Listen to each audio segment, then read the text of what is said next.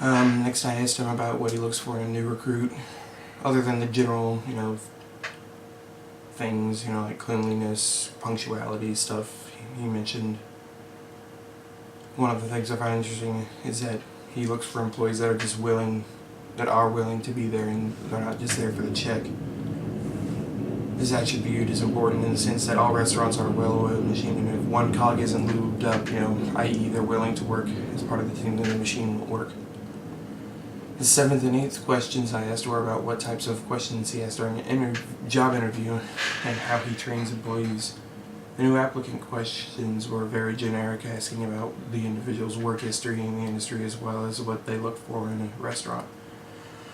What caught my attention during the interview was how he trains new servers at the restaurant.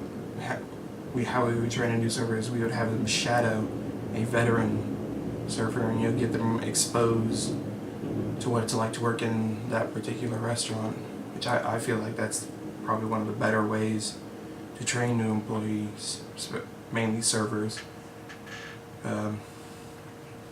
Next, I asked Matt how he tries to keep his turnover rate low, employee turnover rate low. He mentions how every employee is different, but the best way to keep the turnover rate low is to treat each employee with respect and give them, incentives. I know from personal experience that he also tries to make employees feel part of the group, which relates to his answer to another question about how he motivates his employees. I know that he invites employees out to go drinking after work on the weekends, and that really helps to form a tight-knit group and help motivate people to help each other. I asked him what his biggest reward from the job is, and I agree with this completely, is the sense of accomplishment you get from putting a ton of work into something and having that work pay off big time. That's the greatest feeling. Next question I asked him was how hard he finds it to find quality employees. And I know because the restaurant's in a retirement community, there's not terribly many young people who are willing to work in the restaurant. So he has to go out to other demographic areas, which are 20 minutes, 30, 45 minutes away.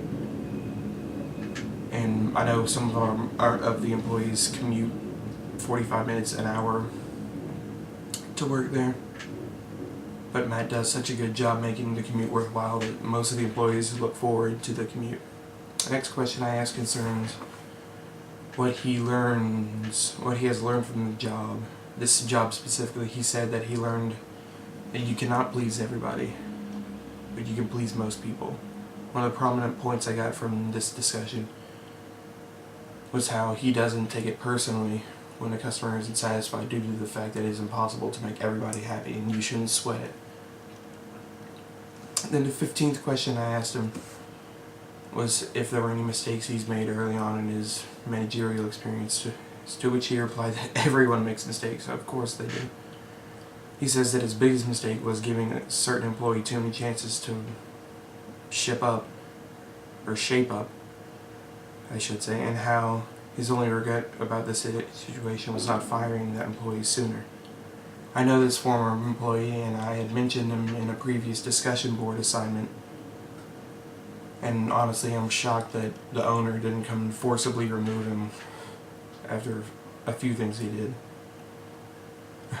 The 16th question I asked involved whether or not his management technique differed from department to department. According to him, he has the same standards for all employees, but certain departments require certain managerial techniques. For example, back-of-the-house employees who deal with the product need not be focused on customers because that's the server's job. They need to be focused on food and not pleasing the customer.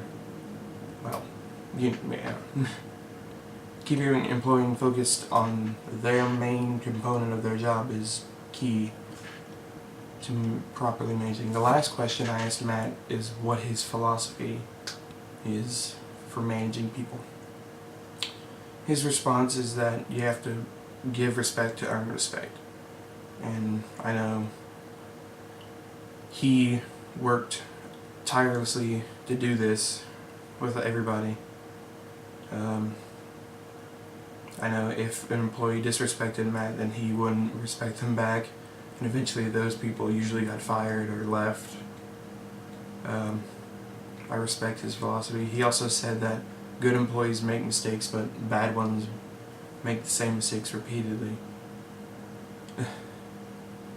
I've seen that go down at the restaurant a lot. Matt usually can tell and will usually fires the employee before they get a chance to mess up. What I got from this interview with Matt Curtis is that he's been a significant player in the success of the restaurant over the previous general manager. He's increased sales, decreased turnover rate, and overall he's made it a better place to work. I personally admire Matt on a professional level. If I were to ever open a restaurant one day, I would know I would want him as my general manager. So that was my interview.